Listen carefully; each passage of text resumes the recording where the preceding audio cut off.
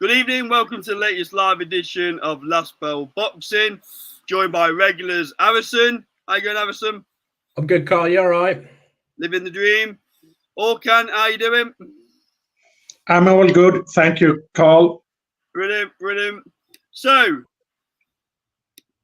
and typical, Andy just joined the show now, so here we go. Andy, let's test your Wi-Fi out before we move on. So, how you doing? Yeah, I'm all right, mate. How are you? All good. Good to see you. I know you've not been particularly well lately, so thanks for joining. No, it's all right, mate. So we're going to kick straight off with Solomon Dackers, who returns to fight on Saturday's card in Birmingham.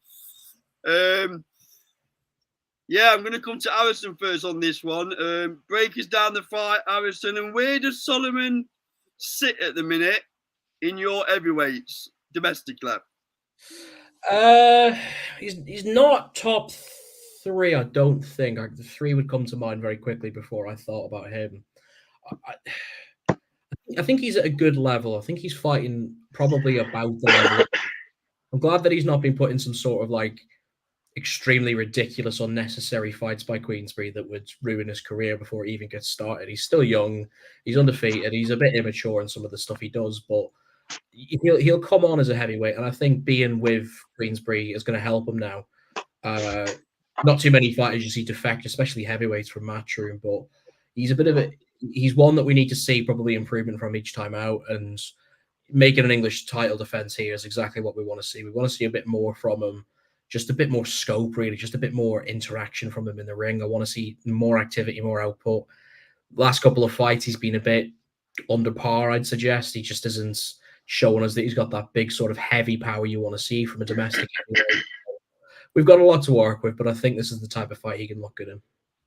So he's been in with his opponent before. So what do we expect to gain from, watching this fight on Saturday? Sure, it's just status quo stuff, isn't it? Well, the demand has to be, and Frank Warren will have made this quite expressed, is that it took him 10 rounds to just about scrape a decision in a really awful fight last time out. Even if it goes to points, he has to look considerably better against an opponent he should be miles above of.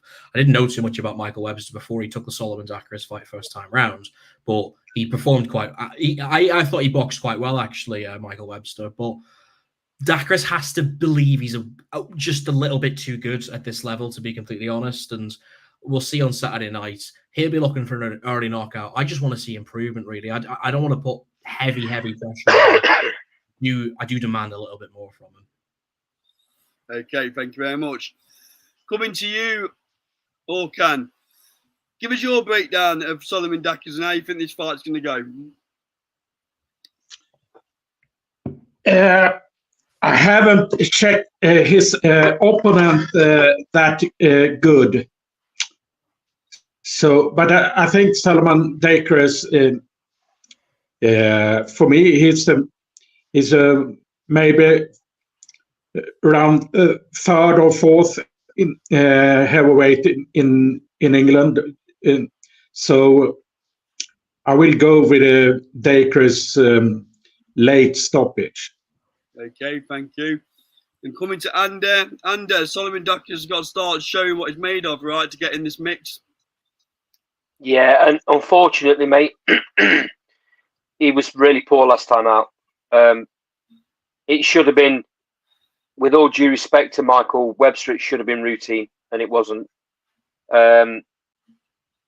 He needs to impress, because when you've got the likes of Johnny Fisher chomping at the bit for an English title fight, which I think will happen next, by the way,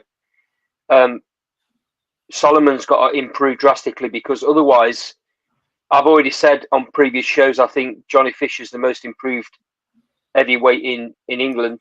I think he destroys Dackers if Dackers don't improve. But back to this fight, I think he's under a bit of pressure, mate. I know he's English champion, but he needs to be kicking on. He needs to want that British title fight. But from what we saw last time out, I don't think he's anywhere near that level. I know Orkan just says he thinks he's third or fourth in England. I don't think he's anywhere near that. I actually think right now, I think Johnny Fisher's better than him. That's a big statement, isn't it? I know that, but Yeah. there's nothing that Solomon's done that makes me think otherwise, mate. He's not blasting people out the way Johnny Fisher is. I have a Fisher ahead of Dacres, so maybe 4th, 5th. So just Yeah, then, Andy, who are you putting above him? In English, we're talking, or British? well, even if we just say English, you've obviously got Tyson Fury. You've obviously got Anthony Joshua. Clark and Wardley. Yeah, well, there's 4 already. Wow. Fisher's higher up than he is. For me, I meant from Wardley, Clark, as 1 and 2. I didn't count Joshua, Fury, or Dubois. Yeah, that's fair. Oh, right. Okay. Yeah. Okay. Well, okay. If you just talk about, if you're just talking about British level, is maybe 5th currently. Maybe 5th. So where are you going there then? Who's above him? I think Johnny Fisher's better than him right now. I think Johnny Fisher beats him. Obviously Wardley and obviously Clark. And I can't remember his name. The BT fighter that Clark beat.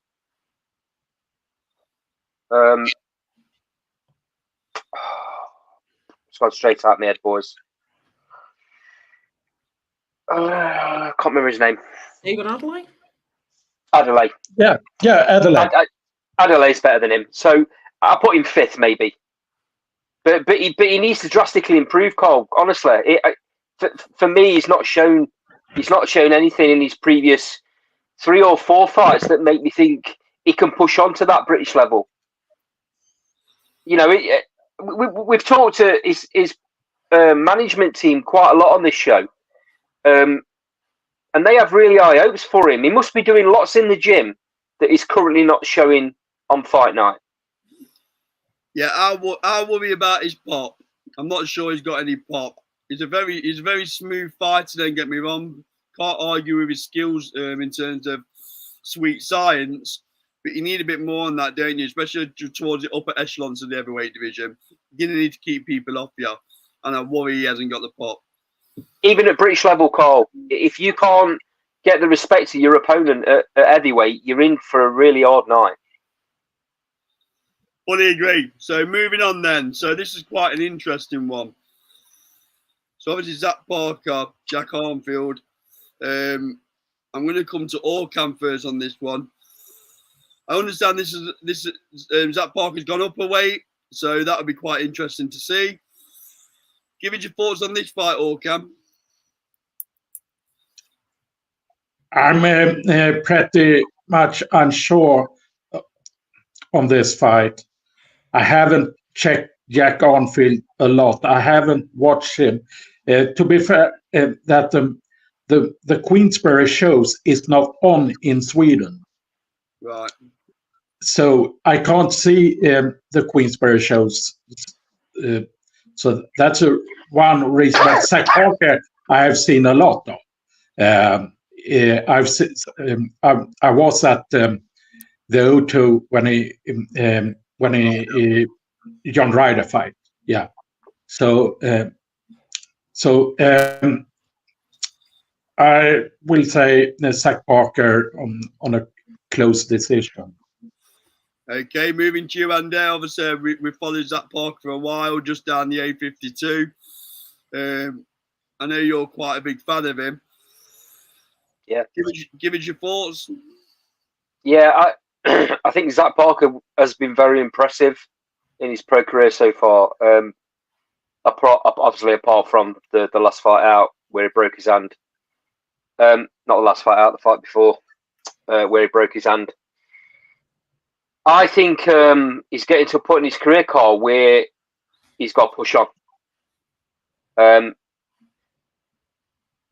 Is this fight light heavyweight? Because it is. I thought it was super middleweight. Well, it's what I was told. What I was saying in the interview recently, it was at light heavy, but everything I've read said super middle. So the jury's out a little bit for me, but I was led to believe it's at light heavy. His last fight, first fight back since his injury was at light heavyweight. But I think he makes super middleweight quite comfortably. He's a big lad, but I still think he makes that weight. I think super middleweight is wide open for him in Britain. You know, even European. I mean, I know he was knocking on the door for world title shots. I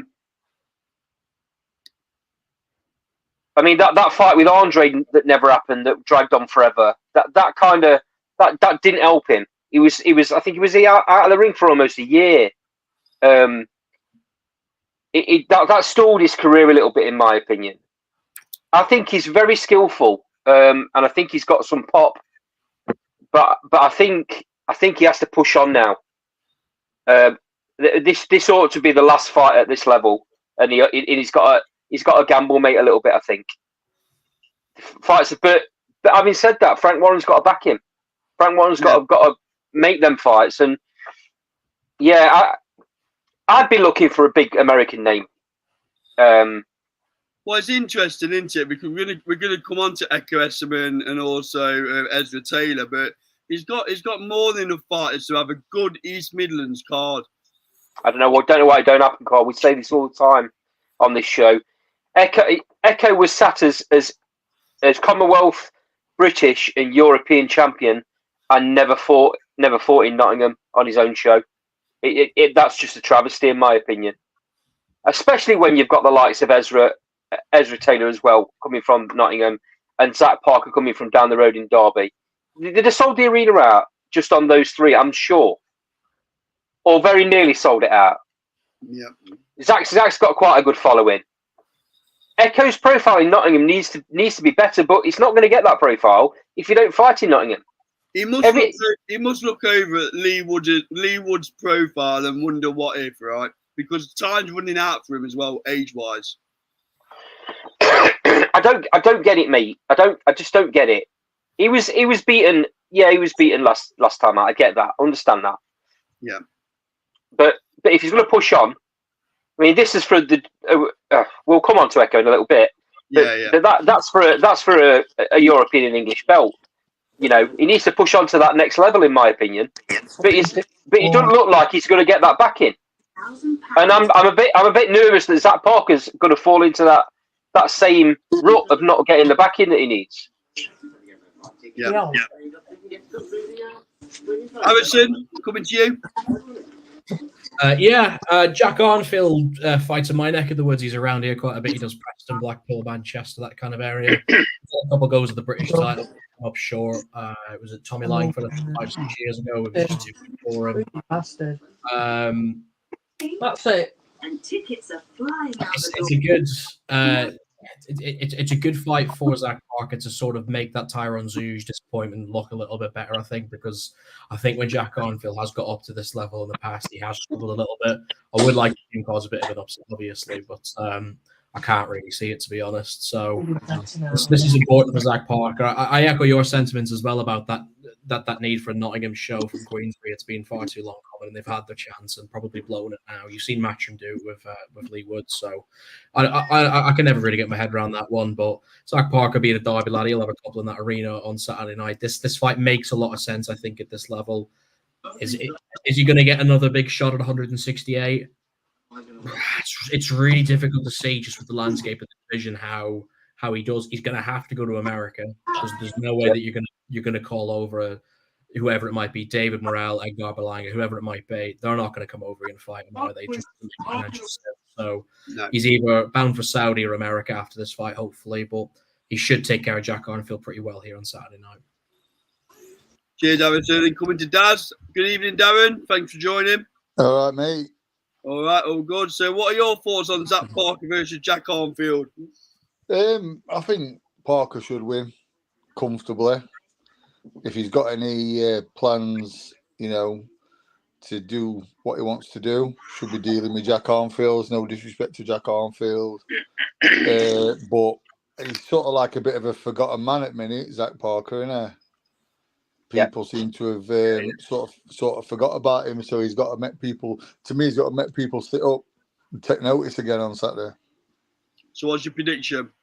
I think Parker stops him in round 8. Okay. Quite a few fights to get through, so we're going to move on, guys. Okay, so the next one, Owen Cooper versus Echo Esserman. Very interesting fight, this one. So I'm going to come to Orkan first. Orkan, give us your thoughts on this fight. To be fair, Owen Cooper, I don't know that much about. Fair enough. And so it's definitely a step up fight for him. I can tell you that much. Yeah. And I will say Echo to win on a stoppage then when I don't know that much about Owen Cooper. Okay, fair enough. Andy, coming to you next. We spoke about Echo Esserman and the need for him to raise his profile. This looks like a tough fight, to be honest. No, I don't think it is, Cole. This is going to be a comfortable night's work for Echo. Echo, in my opinion, has, and I think he'll feel it himself. He'll feel like he's got a little bit to prove. He felt a little bit, and his team felt a little bit hard done by with some of the antics that were coming from Harry Scarf in that fight. I didn't see a lot wrong. I've got to be honest. But his team, I've spoken to his team recently, and they were disappointed with the way things went, and the ref didn't really get involved as much as he should have. Anyway, that's gone. That's done and dusted. This is for the English and WBO European welterweight title. It kind of feels like Echo's dropped down a level for this fight. Obviously, last time out, he was British, European, and Commonwealth champion. But it's a stepping stone back to where he wants to be, Carl. He has ambition to go further than the British and European level. Hats off to Harry Scarf. He was a better fighter on the night. There's no two ways about it, mate. He won that fight. He was a better fighter on the night. And he's gone on to prove just how good he is in that final eliminator fight. He was great in that fight as well. Very close fight. So, in my opinion, I mean, Echo will do what he does, mate. He'll wear Owen down, and whether he'll get a late stoppage or not, I don't know, to be honest. It might just go to points, but it'll be very wide if he does. See, the point that I made was Echo's 35. He relies on his fitness, which isn't going to be there forever. Father time catches up with everyone. This kid is jumping in with never been beat. The fighter who doesn't know how to get beat.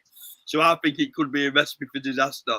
And if Echo wants to get beat at this level, it's a long way back to where he thinks he deserves. Yeah, you're right. Absolutely, yeah. Daz, coming to you, give us your thoughts. I think, listen, Owen Cooper's half decent. He's a half decent fighter. If Echo's anything like at his best, then Owen Cooper can't keep Echo off him. He will not be able to cope with what Echo brings. But Echo's got to be something like. If he's not, he's going to get turned over. But if Echo, listen, I'll judge it on Echo's still got something left. So I just don't think this kid will keep Echo off him, and I think Echo will stop him late. But I wouldn't be surprised if Owen Cooper pulls this out on points. Well, I think Owen Cooper's going to win this fight. I think Echo will be undermotivated. But coming to Harrison, give us your thoughts. Yeah, I think I really strongly disagree with Andy, to be completely honest. I can't look at these two and say this is going to be an easy night's work for Echo Esserman. I just can't see it. I think that the progression from one man against the decline of another is what brings this fight into itself. Maybe not a 50-50, but I definitely think that it's a really close competitive fight. I think to say it's an easy night's work it's quite dramatic, to be honest. Okay. Kind of standing up on my neck here for Worcester, but Owen Cooper's a serious little talent. He really is. We've seen sort of the early progression. He didn't do too much in his early fights other than just get, bog standard wins, but then as he sort of moved up and went into a bit more competitive nature domestically, notably that Ethan James win last night. A lot of people had Ethan James winning that fight. He was the bookies' favorite. he absolutely obliterated him. He could well have had him out there in the first couple of rounds. I think even James did exceptionally well just to stay on his feet for as long as he did. But Owen Cooper's got a little bit something about him. I get Echo Esserman when he was on his day, he was very good. I think his CV is probably a little bit more padded, but that's just because of the sort of welterweight, super welterweight scene at the minute. I think bar Chris Congo, there's not many good wins on that resume where he's like a million miles clear at this level. But I think it's a really, really good close fight this on Saturday. It's my fight of the night as well. I think these two are really well matched at this stage in their career. I think they're both on the sort of British contingency level. So I'm going to go with Owen Cooper getting a fair points decision here, but this is a really good fight on Saturday. Yeah, I think Esserman's missed the boat, to be honest. I think his career's passed him by a little bit, is my honest view. Coming on to another Nottingham fighter, Nottingham bias tonight by the looks of it. So Ezra Taylor versus Carlos Alberto Lamela. I'm going to come to Dad first on this one. I'm a bit of a fan of Ezra Taylor. I think if he gets the right fight and the right matchmaker, he can go a long way. Give us your thoughts. That could be said about any half-decent fighter, though. Yeah, fair point. You know, right matchmaking, right fights. I think he's got the tools in the box then to go. Well, the thing is, when you say, if he gets the right fights and the right matchmaking at the right time, yeah, like I say, any half-decent fighter, that can make you a world champion. But I also think that Ezra Taylor's good enough to come through adversity. So, yeah, listen, I like Ezra. I don't know much about this kid, Lamela. I think I may have seen him once or twice. But I think it's a fairly standard win for Ezra, to be fair. Be weights talking, they're trying to set up him v Zach Parker, I think, if they both come through. They've had a little back and forth, I think, today at or whenever it were at press conference. Nottingham versus Derby. Yeah, Ezra said that himself.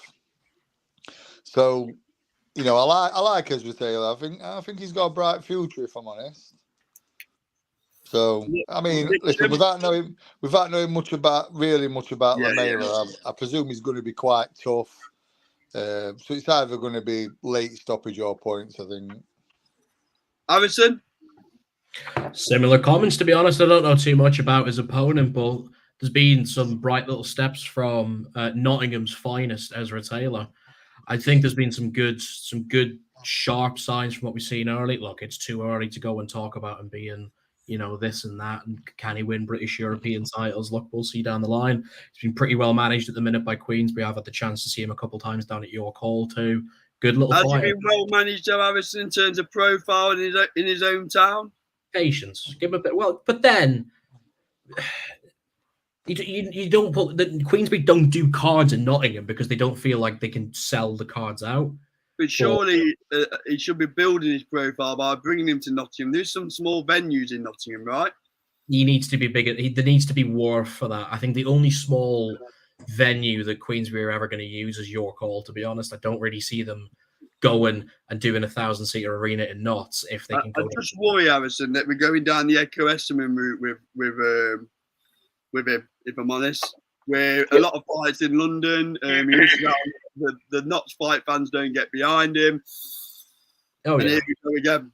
He's spot on. I've seen Esserman fight in Manchester probably more times than he's been in Birmingham, let alone Nottingham. So you're spot on there. Yeah, there probably is a couple of profile issues there.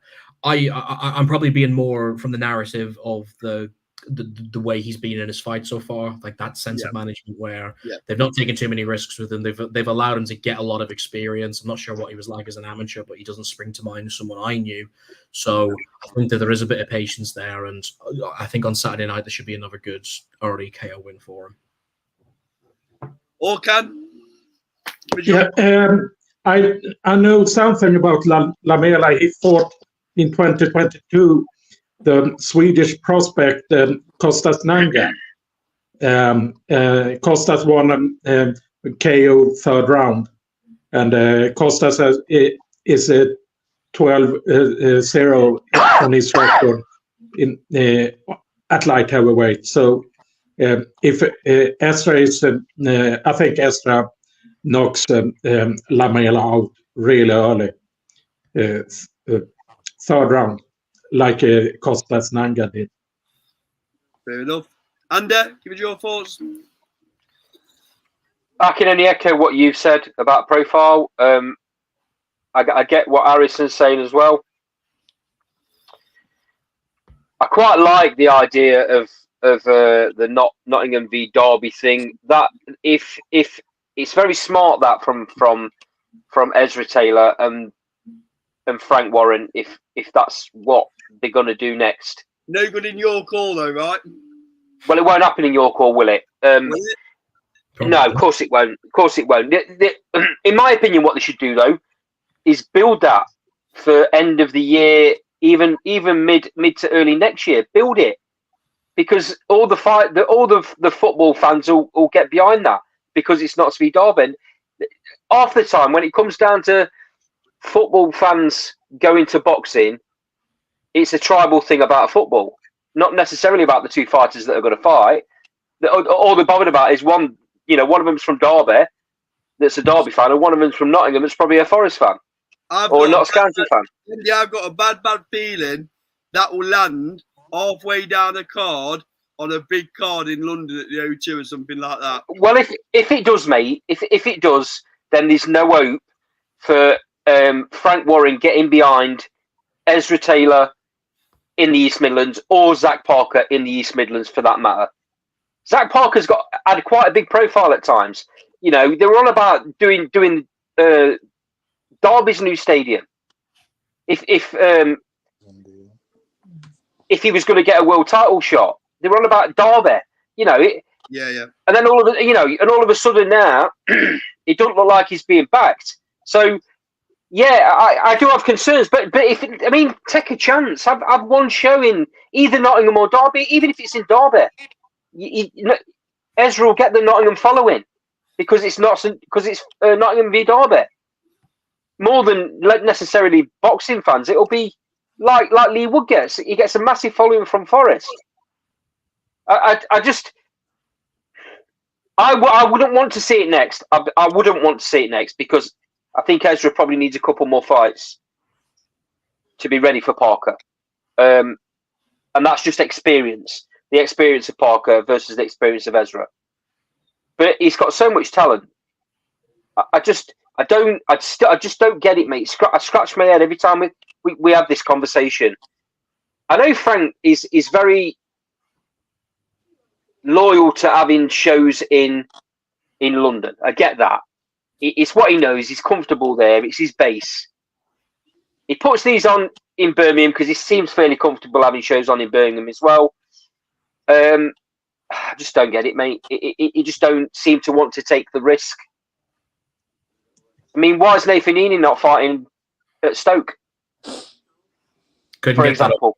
Yeah, they couldn't get that over the line. There was council issues because they did have the 365 booked, but then Stoke joined around. But you did make very good points there about how Frank has his bases. He's got Telford, Brum, London. He's got places, Manchester as well. He's got places that he's just familiar with. Look, he's in his 70s. He's not going to start taking wild risks now at this stage in his career. Yeah, but he's got. Yeah, hold on though, mate. He's got his lads are running the show for him now. He don't do all the graft. They do. But they mustn't see. The thing is, see with this Taylor Parker fight that you're talking about, it needs to make really good monetary sense for Queensbury, and I just struggle to see how that's a big Saturday night fight in my eyes. I don't know. Or there has to be something attached to it. Like Heaney Balls is a good fight because it's a rematch, but it's for the British title as well. Yeah. Those things go for Taylor. It's still not happening in Stoke. They could have gone anywhere around Stoke as well, couldn't they? If they really wanted to. If they wanted. You've got chose not to. You've got to think as well that people like Frank Warren, are they seeing something that we haven't seen? In sparring, maybe they've got their ear to the ground, aren't they? Maybe they're not backing these fighters fully because they know something we maybe don't. Then why promote them, Daz? Why promote them then, Daz? Well, if the big ticket sellers, mate, like any promoter does, you sell a load of tickets, then I'm not sure Ezra Taylor is a big ticket seller at the minute, though, Daz, is it? Well, I don't know, mate. To be fair, I don't know what he does. So. You what, pal? I wouldn't say so, if I'm honest. Well, I don't know, mate. To be fair, I don't know what he does ticket wise, but a lot of promoters, they know. Listen, it's probably all of them. They back, certain fighters they don't back others. Maybe because listen, I'm not saying it is because of that, but it may be because they know something we don't, or they've seen something we haven't. Listen, I'll be honest. If I were a promoter and if I knew like they were a fighter, let's say with Chinner, but he sold 2,000 tickets, mate, I'd be going at local cemetery digging opponents up, getting as much out of him as I could. Yeah, that's what they're in it for. They're in it for the money. So maybe Ezra will go on to be a star. Who knows? But I just sometimes think promoters have got a little bit, of a, when they're not backing a fighter fully, I think, do they know something? Listen, it could even be, and I'm not saying this is the case with Ezra, but it could even be the fact that, promoters sometimes take a dislike to fighters. They're a very, very strange bunch, our promoters. Yeah. Okay, moving on. Can I get in short about Ezra? Go on, it's about Kostas Nanga from Sweden. I would like that Frank Warren to bring Kostas to the UK and he show his how good he is or how not good he is. He hasn't. He has 12-0 and he in his last fight he won on away soil at a boxer who was 15-0. So I would like to Kostas to have a chance in the UK and Ezra Taylor maybe would be a good fight. I just don't think it makes sense, though, does it, for Ezra to be jumping in with him, if I'm honest, from a profile perspective. Okay, I can see that. No worries. So, Chantal Cameron back out this weekend on the card. Obviously, a French opponent who I don't know much about, I'm going to be brutally honest. So, when I don't know much about fighters, I normally come to Harrison first. So, Harrison, over to you. Can you tell me the name of the French fighter before? No, I thought I'd let you have a go at it. Milk ahead. Harrison, you can't keep telling me that you're a journalist professional with all these degrees, and then you bottle it when I give you open goal to pronounce a name. I refuse to speak French. That's my issue. Then that makes. By the way, that's a viewer at Harrison and not a viewer of the channel. Brilliant. Oh yeah, no, sorry. All views are my own, not that of Last Spell Boxing. Elhem Machlad. Good effort. An Arabic name, to be fair. It's not even French. Anyways, I don't know a thing about her either, to be fair to you. I do know a lot about Chantal Cameron and a lot about how exciting this new venture is going to be with Queensbury. Now that she's broken away from the mold of Matchroom, whatever happened there, we will never know. Harrison, can Queensbury deliver for Chantal Cameron? What's your initial thoughts? No. Because, and I love Queensbury. I'm a big Queensbury fan. Don't lose me accreditation on that one.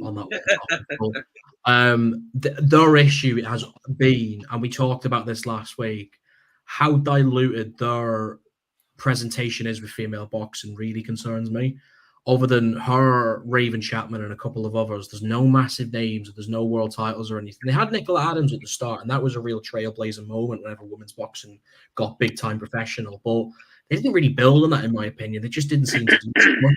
The issue is that this is specifically to Matchroom. They've got such a brilliant lock over the women's side of the sport, and now Top Rank to some extent. They're the two big promoters who really get themselves invested. PBC don't seem to do that much, unfortunately, and Queensbury likewise. Boxer probably do more than those two do, respectively. So I do worry that there's going to come to a stage where she'll force herself into a mandatory, but there's a high chance they're going to lose purse bids anyways when we get to that stage. She's only going to end up back on DAZN or ESPN anyways. So, look, that's for down the line. For this weekend, it's really important that she bounces off that Katie Taylor loss. It's been a good best part of a year, probably since that second fight. So, we really want to see, maybe not a year, but we really want to see her being back to her best. Again, this is semi-locality being in Northampton, so she's got a bit of a fan base, I'm sure, that'll be there as well. She's well liked, she's well represented within British boxing. She's very, very good as well. You have to remember, only defeat to probably the greatest female boxer of all time, or there's certainly a case for that anyways. Bit of Irish bias perhaps, but I do genuinely rate Chantal Cameron right up there, pound for pound, probably top 5 or 6 in the women's sport. So I'm expecting her to look really good on Saturday. Thank you very much. Daz, coming to you. You know a little bit about female boxing, allegedly. So Allegedly. give us your thoughts.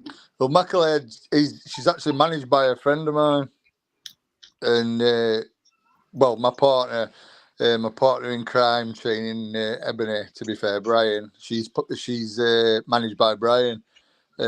She's an half decent fighter as well. To be fair, listen, let's be right. Chantal, is a top draw fighter.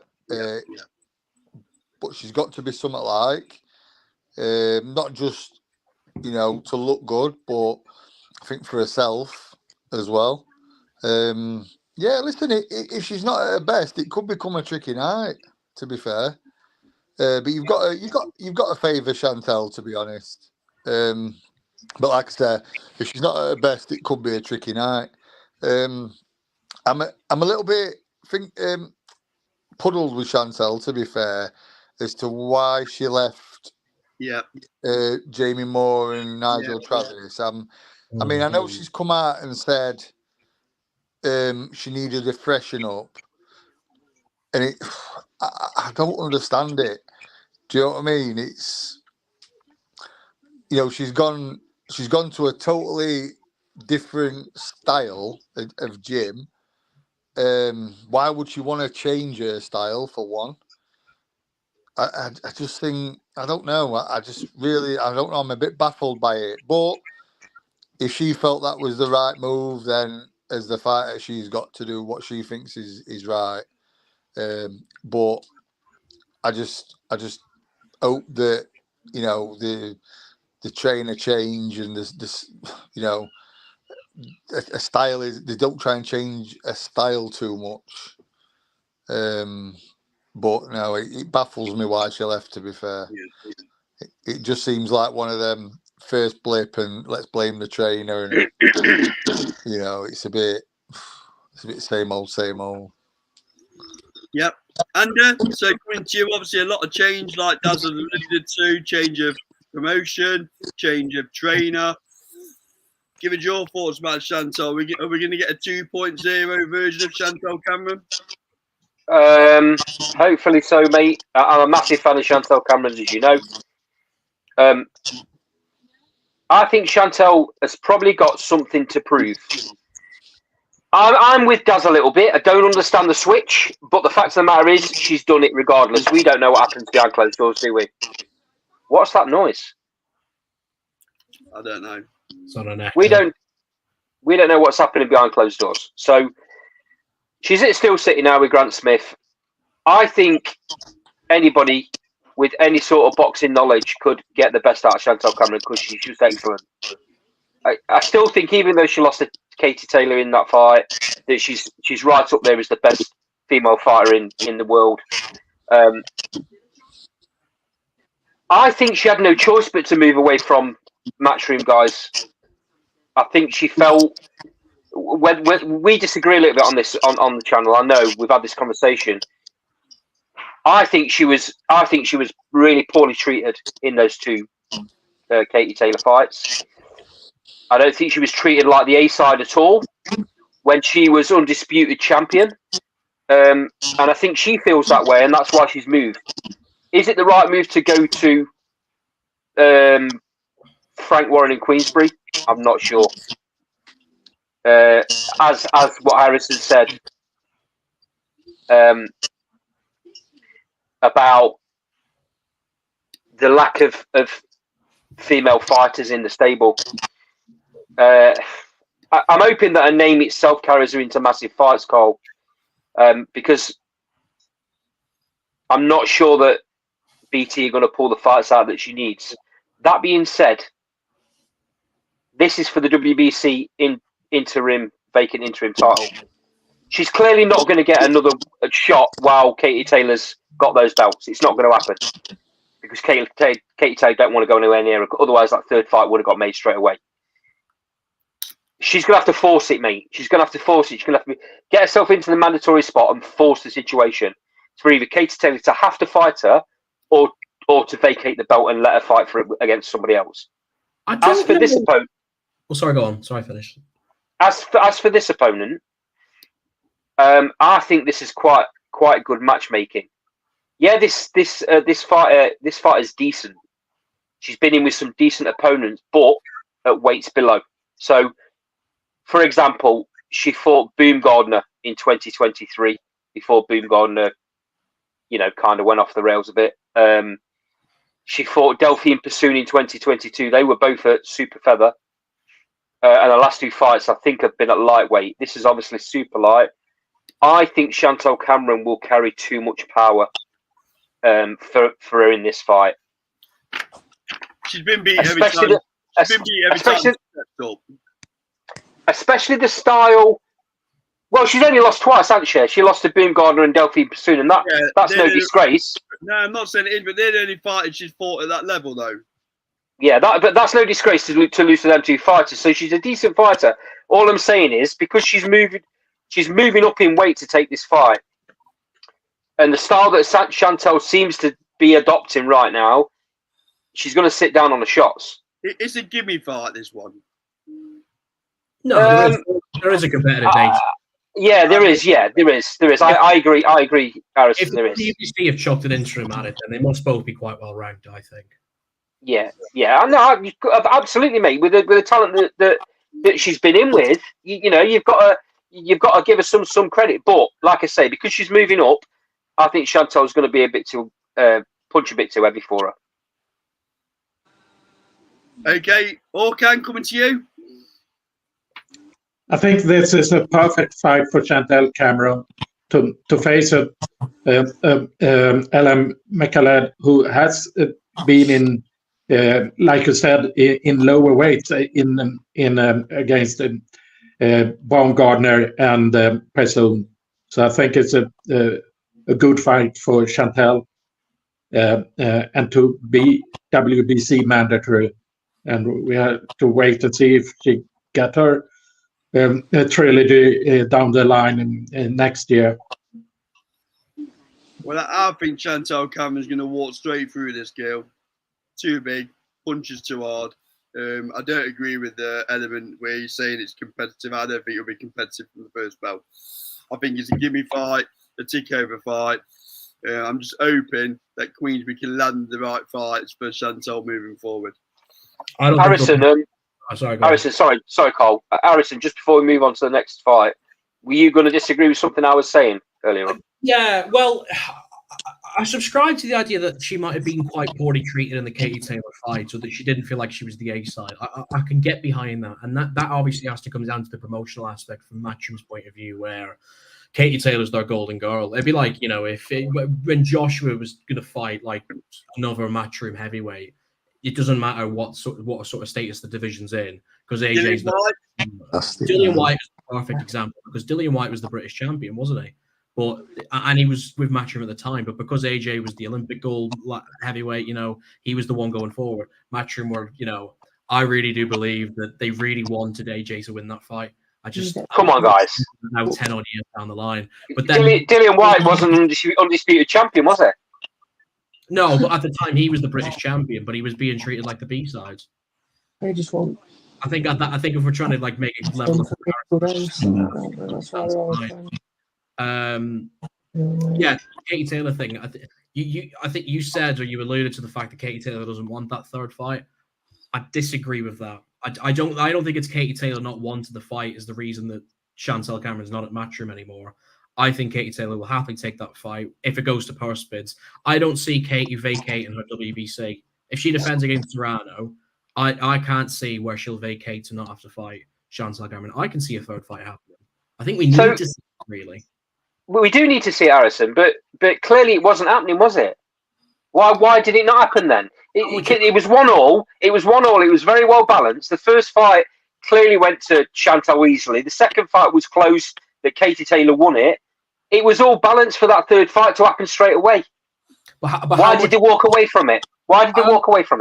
I don't think Katie did. I don't think that you can say that fight didn't happen because she walked away from it. I just think that there was promotional boundaries that got in the way.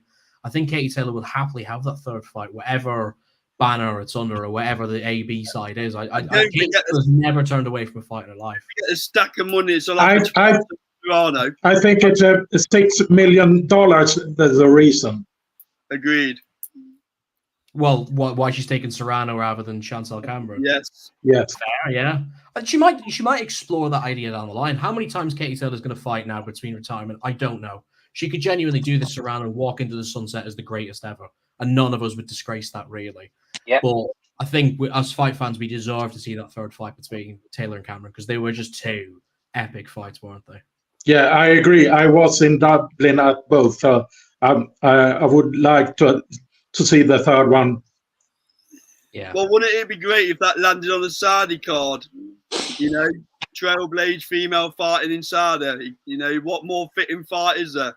We can all dream. Yeah, or maybe it'll have to be a Saudi card over at Wembley. Wembley would have been a great place to hold that, but not. If that co-main AJ Dubois, that'd be amazing for women's boxing, wouldn't it? Yeah. Co-feature at Wembley, brilliant. Okay, moving on. So Ash Lane versus Andrew Kane. This part, Harrison, I think this is my part of the night, if I'm honest with you. So I'm going to come to you first. Give me your breakdown. Yeah, I was at Ashley Lane's British title fight actually for you lot when he beat Chris Bourke at your call, and that was a shock. Now I've been to some upsets in boxing over the last 10-15 years. That was right up there. I know Chris Bourke's lost for that British title previously, or the weight below, and he wasn't on the biggest upwards trajectory of all time. But Ash Lane given absolutely no chance in that fight, completely written off. And by the status of everything that you've seen so far, the exact same thing's happening again. Queensbury keep throwing some of their lads at this guy, and he just keeps turning them away. He was brilliant that night. He didn't get a lucky shot in the 6th round. He boxed progressively, really nicely. His footwork was exceptional. His power at that level for a 122-pounder, brilliant bit of power in his hands. So there's a lot I really like about Ashley Lane. But then similarly on that side, I think Andrew Kane's a very, very good fighter as well. He's proved himself quite well. I think he's bounced back from that defeat to Inu Baluta very well as well. So there's a lot we want to see. This is trickier to predict, I think, than most people think. The fact that Ashley Lane's such a massive underdog really does surprise me. If you were looking for any more value on Saturday night, I don't endorse gambling, but you'd be looking at those type of fights and thinking, Christ, he's got a chance. What the scorecards are going to suggest is going to be something we'll probably talk late into Saturday night about if it is close. But nevertheless, I'm going to give Ashley Lane another shot. It's shocking the world here a little bit. I was just too impressed. Chris Bourke's a very good fighter. He's very good. He's probably always going to fail at that British level, unfortunately, but he's a solid operator. So he's the type of name that it was really good. I love these characters like Ashley Lane in the sport. The rejuvenation of a man who's got such a average record to pour to be able to be at this level and doing what he's doing. I'm going to cause another. He's my shock of the night. I think this is going to be a right tear up, and Ashley Lane's going to bang straight through him and get a good close points victory on Saturday. Okay, Orkan coming to you. British and Commonwealth titles on the line as well, so a very important fight for both fighters. Give it your breakdown. I think Andrew Kane stops Ash Lane early. I think he need to stop him early, and so I will go with a stoppage round 4. Right, you think he's going earlier? Interesting. And I think Ashley Lane is a perfect example of a fighter, of an example of never ever give up on your dream. Like Harrison's just said, you look at his record and it's average. He's lost 10 fights, been stopped in 6 of them. You wouldn't think he should be anywhere near this level, but he's proved everybody wrong, hasn't he? Yep. So, you're not giving up on your dream. You've got to give him a lot of credit for that. But it looks like Andrew Kane hits really hard for a bantamweight. Can Ashley Lane keep him off is the question. I think this is going to be, like Cole said, probably fight of the night. we'll see whether Ash Lane can bring it again. I suspect that he's going to fall short right at the very late stages in the fight. I think Andrew Kane stops him late on. Okay. Daz? I will say one thing: if Andrew Kane goes to stop him early, he's got to make sure he does. Yeah. Because if he doesn't, he could be in trouble.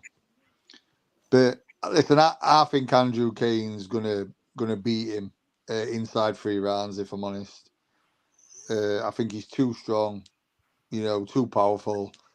But if he does adopt that way of going for it and it doesn't work out, could be a bit tricky. Okay. Moving on to the main event of the night then. Promises to be a great fight like the first encounter. Heaney versus Brad Pauls. Okay, I'm going to start with you on this one. Give us your thoughts and your breakdown. I think Brad Pauls could win the rematch. I couldn't see the first one, as I told the Queensbury shows isn't on in Sweden, sadly. So what I watched some part of the first one, and it was a close fight, and so I will go with Brad Paul's close decision. Okay, thank you very much. Daz, coming to you next. I thought Brad Pauls was a little unlucky in that last fight. I like Nathan Heaney, but I don't know. I think Brad Pauls is going to take it this time, to be fair. I've got a feeling he's going to take a points win. Interesting. Harrison? Another possible fight of the night. We haven't. I don't think anyone said this, and including myself. What a brilliant card this is on Saturday night. By the way, Good trade card, isn't it? A good trade card. Yeah, exactly. These magnificent sevens that Queensbury and BT and TNT are putting on. God, really, really enjoyable. You can just kind of sit there from 7 o'clock, go straight through the night. You guaranteed some good action. And this tops the bill very well for me. I really, really like this rematch. Hell of a fight first time round as well. These two give us quite a lot, really, to be proud of, really, for the domestic scene. And I'd agree with Daz. I thought Brad Pauls was not to get a decision, to be completely honest. It was close. It wasn't some sort of robbery that it was a draw. If Heaney had nicked it by a round, I wouldn't have been too bad on that either. But I think Nathan Heaney will turn it up a little bit again. I think I think you've got to go back to the Denzel Bentley win because that was unbelievably good. To have taken someone like Denzel Bentley out the way he did was just unbelievable. It was it his cup final though, Harrison? Because he hasn't been great since, has it? It's the big if of can he bypass this level? Because Brad Pauls, we suggest, is at this British level as well. So he has to be able to get through him to then sort of advance and possibly get some sort of world title shot or whatever it is. He's in a good position because the middleweight division at the minute globally weak. Really, really weak at the minute because of everybody moving up to 68 or going back down to 54.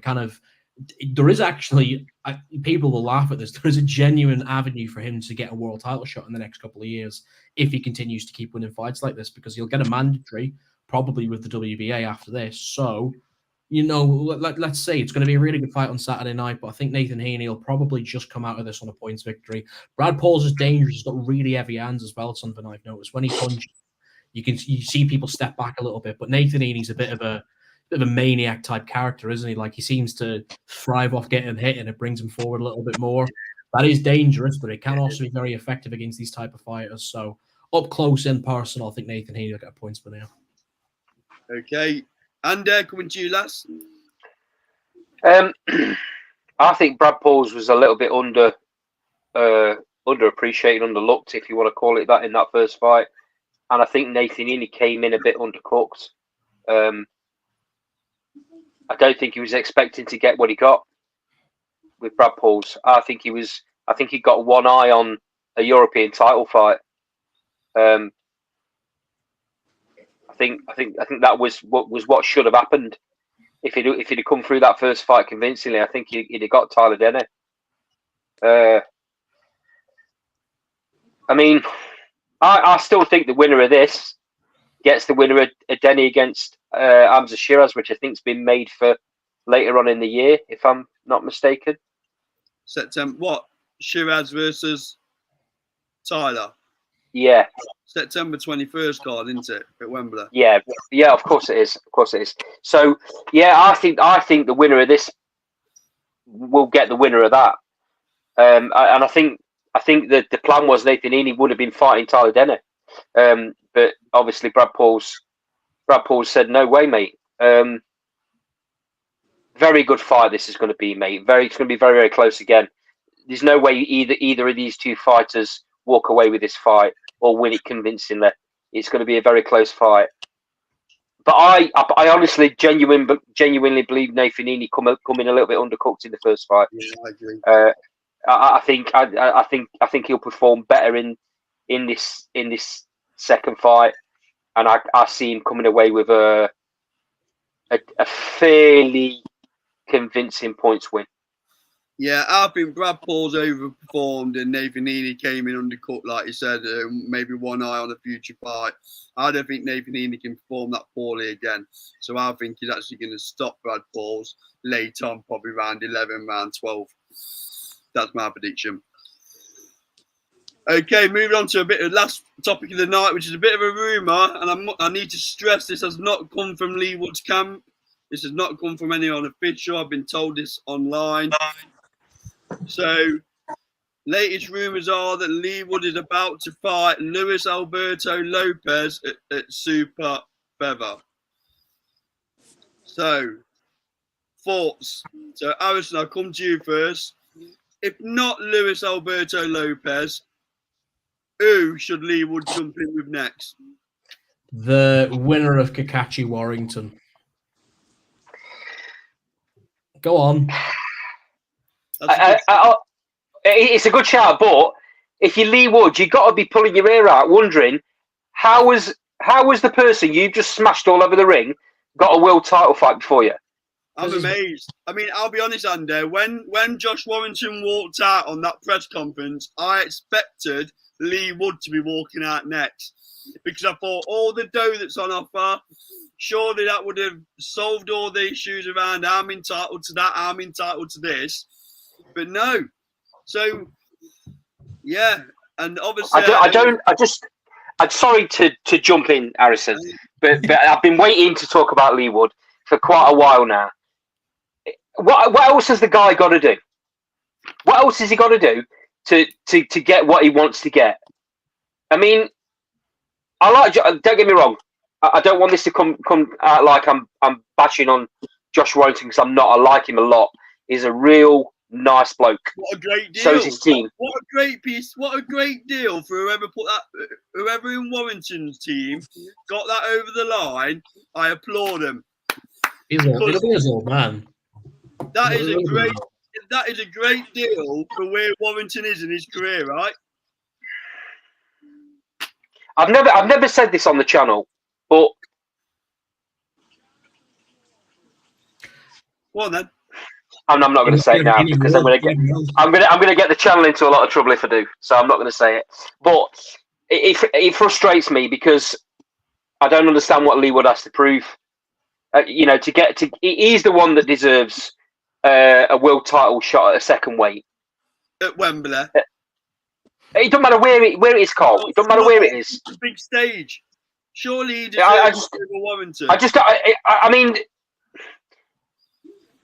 just going off on a little tangent because it's been brought up.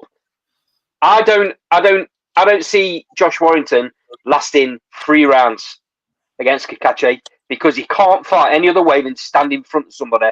And Kakachi, it's way too hard. Way too hard. Not more than 3 rounds, Andy. I think you're doing Warrington a bit of a misservice there. No, I'm not, mate. I'm not. Kakachi punches way too hard, mate. Warrington does not get out of the way of shots. It goes longer than 3. Oh, not another coffee. Say again, Daz. I'll have you a coffee. It goes longer than 3. I think Will go longer. Not if Warrington stands in front of him. Does It will. Kakachi punches? Well, Leigh Wood punches hard. Kakachi punches harder than Leigh Wood. Ooh, that's a shot. No, I'm convinced, mate. I'm convinced I'm he not does. sure about that. You know. It's close. I think Warrington's going to give Kakachi problems. I do. Oh yeah, of course he will. He gives everyone he fights problems. Yeah. Oh, that little Mexican lad that battered him twice. Did you But say? Let's bring some order back to it. So, Harrison, back to you. Right, did you say? Can, go on, sorry. Luis Alberto Lopez is fighting Angelo Leo in August in Albuquerque. Luis Alberto Lopez is defending the title in Albuquerque on the top ranked show.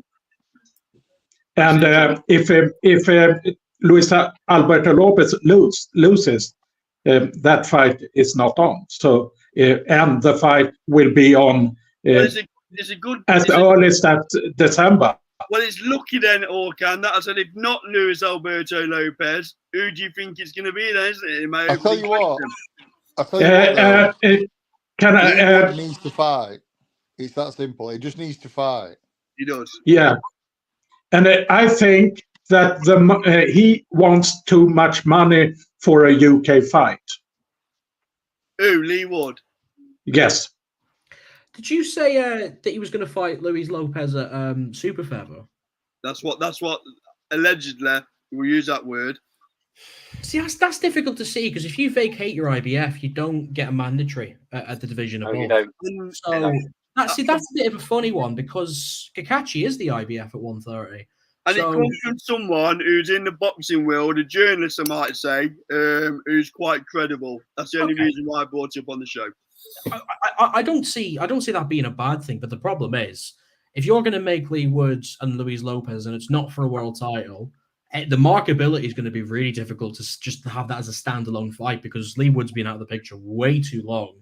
And then Luis Lopez loses his world title stature, which in this country, if you're a foreign fighter, it's really difficult to then get behind. Yeah. So I think that's the Do you know what? He needs to fight. Like I've just said, he needs to fight.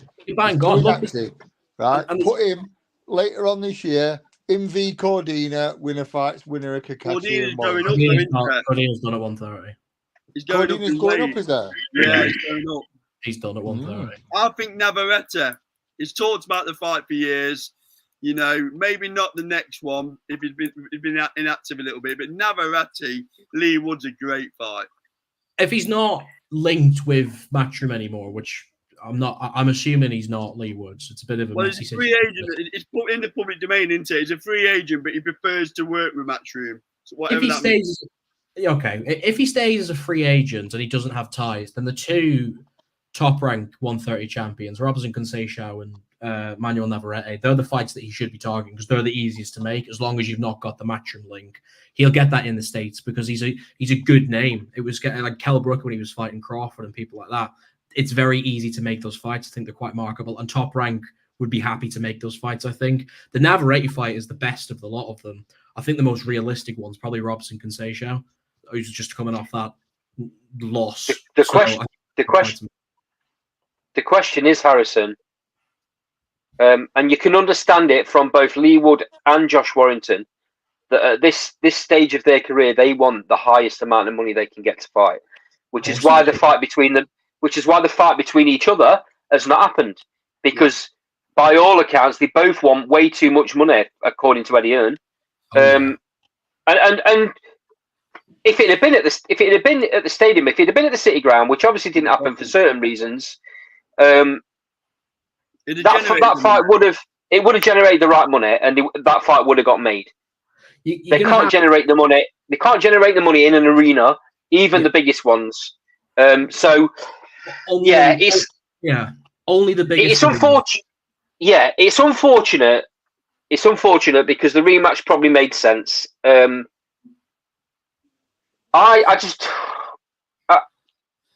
in a bit of a sticky situation, Leigh Wood, for me. I've made no bones about my loyalty to him because he's from Nottingham, and I think he's a great fighter as well. I just wonder what happens for him, because if it is a world title shot, which I think he deserves at a next weight up, and it's going to be against one of those guys, it's going to be in America. That's And the fine. likelihood is he's not going to get anywhere near the money he wants to travel for that fight. So it's a case of he's probably got 2, maybe 3 at the very most fights left. Does he take a pay cut for legacy, or does he wait and try and get the big money that he wants? Would you have concerns about him getting out of bed for that first pay cut fight? Like, say he has to go and get himself a mandatory, just main event in whatever the arena is in Nottingham for 10,000.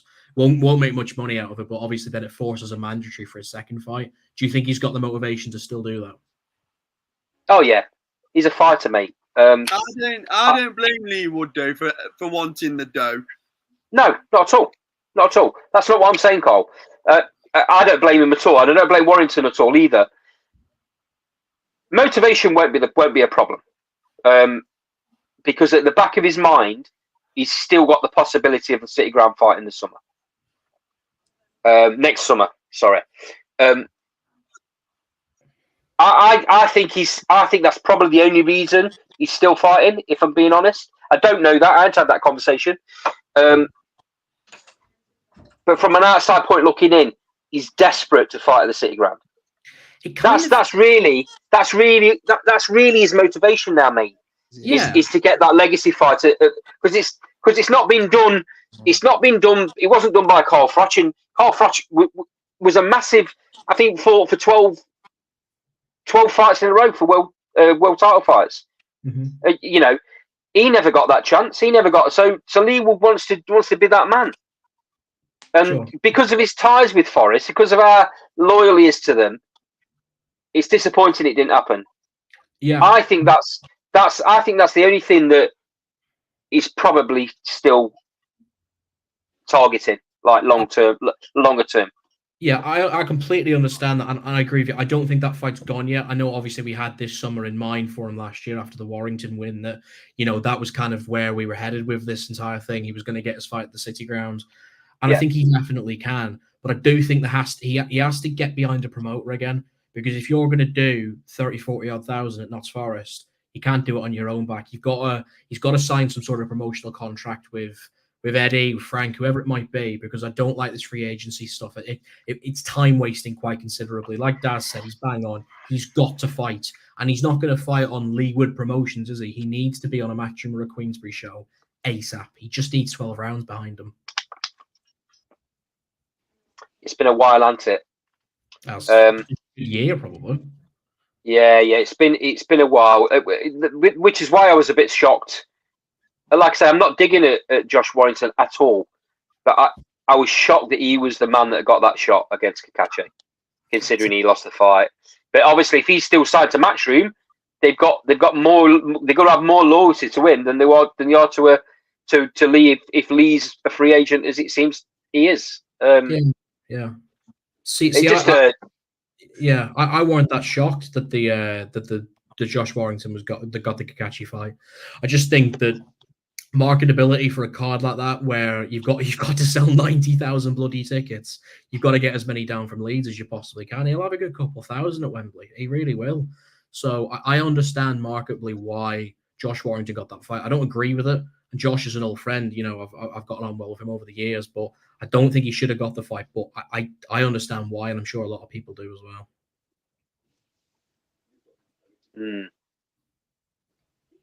Daz, who would you put Leigh Wood in with? You said Cordini's gone to 135. Done, yeah. I mean, that was, for me, that Cordini was the fight that made the most sense at the City Ground. Yeah. But if Cordini's moved up, I was hoping that might be the case for next summer. Obviously, Cordini, that all changed, obviously, because Cordini got beat. If he'd have still been IBF champion, I don't think he would have moved up. Even if he was struggling a little bit. Do you know what?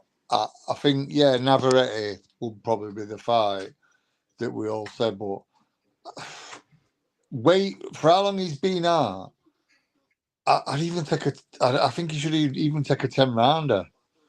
Just be active.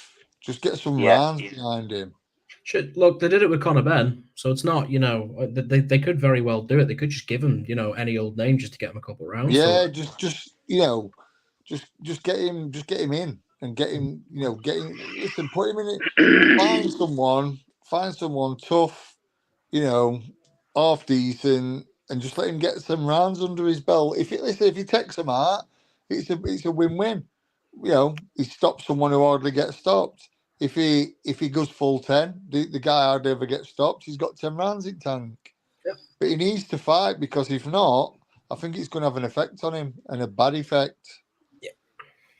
The only thing I'm frustrated about is, why is it that Warrington on that September 21st card? Why is it not Leigh Wood? Mate, Carl, listen, you've been around boxing long enough to know nothing's fair in boxing. No, but I'd be more excited to watch Leigh Wood against Kakache than I would Warrington against Kakache. Exactly. Yeah, But you can answer your own question there, Carl. You're asking, why is Warrington getting that fight? You know exactly why he's getting that fight. Because it's the in-lock with Matchroom, it's the promotability, it's the ticket sales, it's him.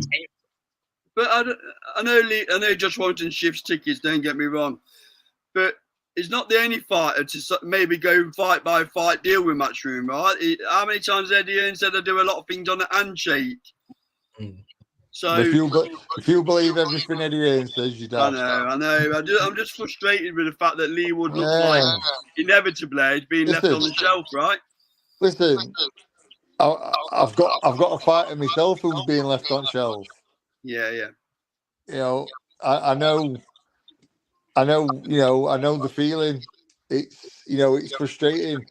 It can, listen, this sort of thing where promoters are just, I don't know, for whatever reason, favouring whoever for whatever reason, it costs careers. Yep. But they're in the ascendancy. They're in control. So we just have to take it on. I don't blame Leigh Wood for having a figure that Eddie Hearn needs to hit before he jumps in the ring, because remember, it's come from small all the way up where he was earning peanuts, and let's have it right, he jumped in Mizzou camp for absolutely peanuts, according to him. So he's done his time, hasn't he? He deserves the big paydays. Yeah, it's I think it's just timing, it's issues with, I mean, by all accounts, Forest and the City Ground were to blame for that fight not happening, because obviously they've got a big concert going on. They got a big concert going on for that whole weekend, the weekend before or after the card was meant to be made. I mean, you don't know. No one's going to know, mate, how that whole situation has soured any sort of a relationship that Leigh Wood might have with Matchroom, or at least change the relationship, because he must be so frustrated as a fighter. He's done everything that's been asked of him and more. And then it feels like he's being left out. From an outside point looking in, it feels like he's being left out. It must be so frustrating. Usyk was announced on that date, so it was. Yeah, it was. So we'll have to wait and see regarding the Leigh Wood situation and see what happens. But he needs to get out, like Dad said, sooner rather than later, don't he? And get the cobwebs off. And then he's talking about the City Ground May next year, isn't he? Well, he needs another run out before then, if not two.